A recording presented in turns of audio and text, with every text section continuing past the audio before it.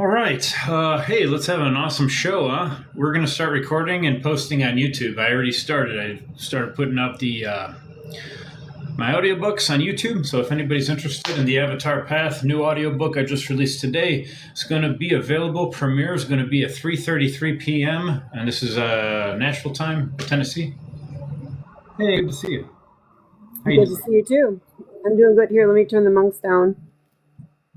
Yeah, I don't know what's going on with all this weird noise and stuff. Is that me or you? I wonder. Okay, maybe we can. No, yeah, I just muted my TV. So yeah, I was watching the Tibetan monks and the ancient Himalaya mantra chanting. Nice. Yes, thank you. What'd you think? It's good. It's good to chant. It's good meditative practice, or it opens your throat chakra, or whatever it does for you. Good meditative practice. There's a cat for confirmation. Did you watch on TikTok? No, I have it on my TV. I actually just turned my electronics on, and you were the first message that I got. Nice. So we're talking about Tibetan monks and meditation, mindfulness. Yeah, so the Tibetan monks, one of my yogis that I learned Vipassana meditation from in Burr Ridge, Illinois, Ajahn Tapakorn, he taught me meditation, Vipassana, among a couple of other teachers that I had, and he's the one that looked me in the eye and said, start a YouTube channel. And I really didn't know what he meant at the time. So in your experience, would you like to begin? What do you like about the meditation or the Tibetan culture or the Eastern culture? That's a really good question. So yeah, I was having a really hard time actually getting into meditation, and you and I have talked about the Vipassana meditation for a long time, and I also was encouraged to do that by one of my teachers. And we've spoken about this before, that I move really fast and I have a difficult time getting into that type of meditation. So I think the humming, the singing, the chanting is something that maybe gets me away from my distraction, if that makes sense. It's something to get me away from my distraction or focus. And I like to do it with a candle flame too. Me too. I love staring at the candle when I meditate. I'm the same. Yeah. We're distracting ourselves with a focus, if that makes sense. It's supposed to help open your pineal gland, decalcify if you stare into a candle or a bonfire. So this is helping with pineal gland decalcification. And also, you can feel a pressure in your forehead area where your pineal gland is supposed to be. And you can feel spirit connecting. You can feel energies, right? So also I want to say, for me personally, but I think this is for everybody, I was deeply working on healing my throat chakra, because I'd been intubated and trached there. And so I had started watching some videos with, like Osho, I think I started out with. And so, I'd also been guided to learn Qigong, and the Vipassana meditation kind of went hand in hand with that. So yeah, it's just been a learning process. And so now I just love it. And so, the monks were walking for peace, and that just drew me to it even more. Yeah. Right. Walking. Yeah. That just drew me to it even more. It was just like a really beautiful journey. Yeah. Cause they had the dog with them, and I was just like, oh, this is great. Yeah, the Walk for Peace. For those of you guys who don't know what the Walk for Peace was, there were several monks that journeyed from Texas to Washington, D.C. To promote peace. It's called the Peace Walk. The Walk for Peace is an international peace walk and Buddhist pilgrimage initiated in 2025 by Theravada Buddhist monks from the Huong Dao Vipassana Bhavana Center in Fort Worth, Texas, under the guidance of Bhikkhu Panakara. The movement aims to promote global harmony, nonviolence, and mindfulness, rooted in the ascetic practice of Dhutanga and the belief that peace begins with oneself. So, very interestingly, you brought this up, and we're talking about Vipassana meditation. So, this is from the Vipassana Meditation Center in Fort Worth, Texas.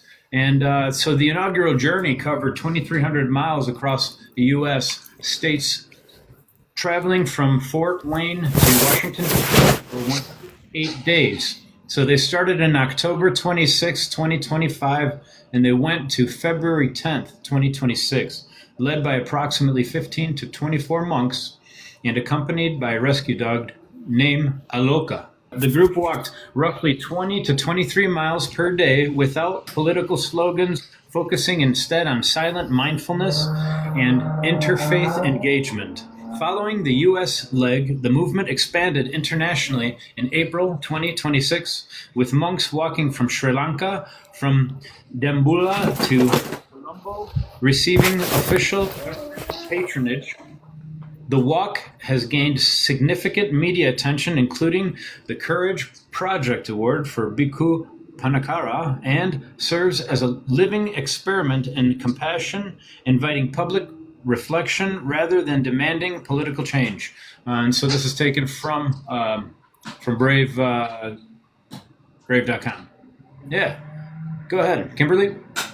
So here's a little side story. I had mentioned that my teacher had been encouraging me to, just take it slow, to learn the Vipassana meditation. And so every year the monks come to visit here at Lilydale, which is where my teachers were. And then, so I had been contemplating this, and I knew that they came here every year to my area. And then I actually was driving, and I passed the monks going over the bridge to the island where I live. And so I just kept feeling like these were signs from spirit for me to keep trying to do this meditation. And so, if you place your hand over your heart, that keeps me out at me. He's into the conversation. So that just kind of made it more proficient for me to keep sitting outside and to be humming those chants. And so I actually passed them walking, going over the bridge by where I live, and it kind of inspired me to keep working at doing the meditation more. Nature always inspires me to get back into going within and meditating. Yeah. I went to a 10-day meditation course, and I meditated for 10 hours a day for 10 days, and I changed my life. My own father didn't even recognize me when I came back home the same day I left the meditation center, and my consciousness changed. And since then, first week of April 2016, I've been spreading the word of consciousness and Vipassana meditation and teaching whoever was interested. So tell me, how did you feel while you were doing that for that many hours a day? It was one of the hardest things I've ever did in my life. Unbelievable. But as we reflect and we look back at the hardest things in our life, those are also the greatest lessons and changes that we've had. We can look back and we can see through our struggles and adverse situations how much we grew from those bad times. So I want that this was something that I prepared for, but I did not know what I was about to embark on. I didn't even know what meditation was when I went to the 10-day. My friend Perry from India said, I know what you need, because I didn't even want to be around it anymore. This is back in January or February of 2016. And I was dealing with a lot of stress, anxiety. I was a truck driver driving a semi, and I had been dealing with a lot of anger issues for a long time, still do. Temper, and anger issue, and also I've been dealing with a lot of stress, anxiety, and depression, and so I decided to try meditation instead of going to see a psychotherapist or a psychologist, or instead of going to big pharma. I decided to try something different and new because I tried medication, I tried everything else. I tried dieting, I tried mindfulness, health coaching, like self-help coaching when that first started, 20, 30 years ago. And so I decided I needed something more extreme. So I decided to leave for 10 days, and I meditated for 10 hours a day for 10 days in the last week of March 2016. And it changed my life. Remember, we're receivers and projectors. So if you want to change your external reality, because your external is your mirrored reflection, right, of what's going on inside of you, you have to change your internal reality. So what happened in that 10 days was so profound that I'm still learning about it 10 years later. Okay? So this would be like a gist of it, Kimberly. How did I feel? One of the hardest things I've ever done, and also one of the best things I've ever done for myself. I raised my consciousness, I raised my Kundalini energies from my root, and I became blissful. Eliminated my anxiety, depression. Since then, I've been dabbling in blissful states here and there when I'm on my own. And people, even when I'm in public, people think I'm nuts because I'm so happy and smiling, and I appreciate nature so much, and you appreciate people so much, but they don't understand your frequency. So they just look at you like you're crazy, right? So this is definitely something I would recommend for healing. Yeah. Yeah, because we understand that the monastic practice, the monks, they're raised like this from children, so to speak. When people use, like in the Western world, like the chosen ones, they're raised like this from children, like often in the mountains or, wherever they may be. And they have a very distinct practice of how they eat, burning incense, their daily chores, how their lifestyle is. So it'd be very different for us just to walk into this practice, right?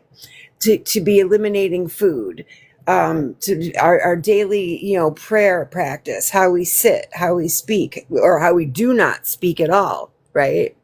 To keep going forward with that. So you went in full bore, for 10 hours a day with no speaking, with your prayer. And so you're literally sweating things out of your cells that have been held there in your DNA code. This is your mission and your purpose, like literally. And as especially for those of us in America that have been raised with very much different belief systems, right? So this practice literally is life-changing, right? Totally. I would love to dive into the more informative information because, like I said, 10 years have gone by and I still don't know what happened. So as far as anything dealing with DNA and the cells, that's what we're here. Mm-hmm. And that's the whole reason for Conscious Endeavors is to talk about what happens during this change of consciousness in the human. Because everybody has their own bubble of consciousness that they live in. And if you're suffering because of your lower frequency energies, the whole point is to ascend and to get out of there, right? It's to raise your frequency, raise your consciousness, ascend out of your hell into your heaven. And the way that we do this is through meditation, through going within. Yet, there's a lot of people that don't believe in meditation yet. They don't even know what it is.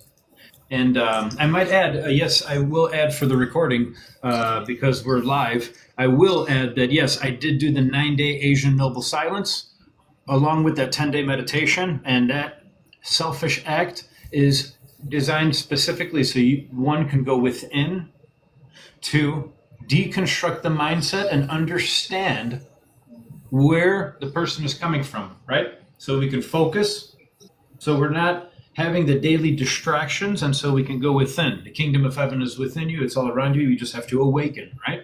And so this is how we awaken, through the meditation, through the ascension. Yeah, there's some really good points to make that, their belief system is like on loving kindness and compassion, about themselves. They believe in the one. There's a lot of things to be said. Like, I really highly recognize that, doctors will go places to, help people heal. And, oftentimes, like, they might get the germs and get sick or get the diseases of the people that they are helping. But when monks go to help people, they don't get the diseases. They don't get sick. This is like, there's evidence of this. This has been proven. They walk these miles just like they did their walk for peace. And, the joy follows them. They live on the basis of loving kindness and compassion. So they did a study where they said that they were just going to concentrate every day for 15 minutes on no crime in the area. And, crime went down by like 50 to 70% just by concentrating on that for 15 minutes a day. So keep going, though, with this, because I love these conversations. Yeah, I love that you mentioned that, because there are several stories, if you'd like to look them up, of groups that meditated for peace all across the world, and it works. There's something very significant about meditation, and as Tesla said, once we realize and understand, and once we start to study non-physical properties, we're going to make more of a jump within 10 years than in all of history. And what we're doing essentially is we're talking about metaphysics. This is metaphysical science, right? And so what we're doing is we're transmuting negative energy to love and creation. This is transmutation through meditation, going within.